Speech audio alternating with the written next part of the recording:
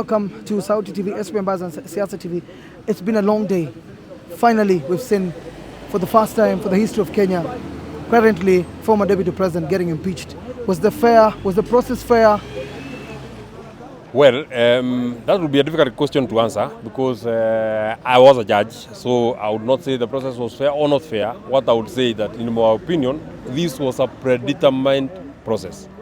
I would not say that it is the vote that was done this afternoon or the vote that was taken this afternoon would not have been taken yesterday. And if it was taken yesterday in the morning, the results would have been different.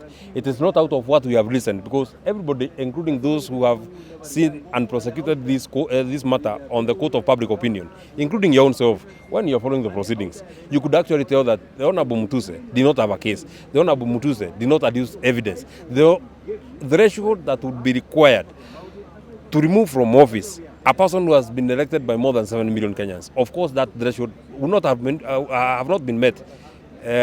But anyway, this was a political process. So once you have subjected to it, you abide to it. But I don't think this matter, once it is challenged in a court of law, can be able to stand the test of time. Because this was a matter that had very underwhelming evidence. There is nothing that would have been called an impeachable offense, in my opinion. If you say that you're impeaching him because he said that Kenya is a shareholding company, who is the appointing authority? That impeachment should have come for the president, not really for the deputy president, because the deputy president does not appoint ministers, does not appoint ambassadors, does not appoint PSs. Where does he come in terms of the action of that shareholding? So I'm sure he shall be able to get his justice in court. We actually feel, especially the people from the region called Mount Kenya, we actually feel very betrayed by the current administration, because even Uhuru Kenyatta, who was seen as a very bad president, never pushed President William Ruto when he was his deputy to the level of removing him from office. He tolerated him because he knew he had been elected with him. They were together in the same ticket. How would it be that a person who has been elected by 6.7 million people has now been removed by about 53 people who have not, in my opinion, not done it out of their own will, not done it out of their own concerns, not done it out of the interrogation of the evidence that was here. They have done it out of coercion, out of intimidation, and other factors and many other things that have been done in that house, because I'm a member there. Are you suggesting now we'll hope to see former Deputy President Rigathi Gachagua at the court? Obviously, he has to go to the court so that he can be able to get his justice, and he must be able to challenge. I encourage him, as a person who voted against his removal, I would really encourage him, because I looked and tested the evidence, and that is not a case that would stand on any court of law. I actually feel that the reason why this process was being rushed, and I actually understand why they were really pushing him to resign, because they knew that they didn't have a case. And they knew that this case cannot stand in any court of law. So we leave it to the judiciary. It is now off our hands. We have done our best.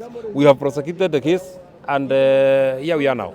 Talking about Murima, Mount Kenya, what is happening right now? How are the people feeling? What will be the way forward? Obviously, it's not a decision that we can make now, because we are feeling, the emotions are very high. So if you make a decision now of what will happen after now, we may make a decision that is not very well informed, but we feel completely betrayed. This is not what we voted for. This is not what we expected of President William Ruto. This is not what we expected as a payment out of the support that we gave to this government. Lastly, so tomorrow the MPs will have a special sitting. What do you expect them to say, or what is the special motion for? All about? What? Out of the state machinations that we've seen. Because if a gazette notice for the removal of the deputy president will be out, this is now midnight. It's already midnight.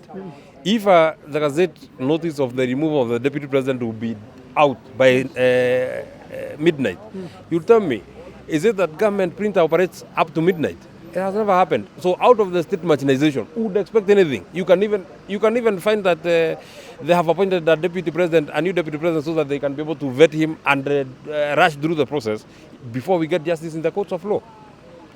Because they actually know this matter cannot stand in a court of law. So they would really want to rush it so that they can be able to have been done with their processes before we get our own justice.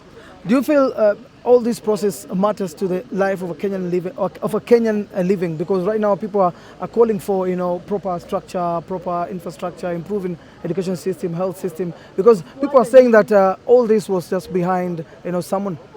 Yeah, why would government focus all its energies instead of serving their citizens on fighting just one person?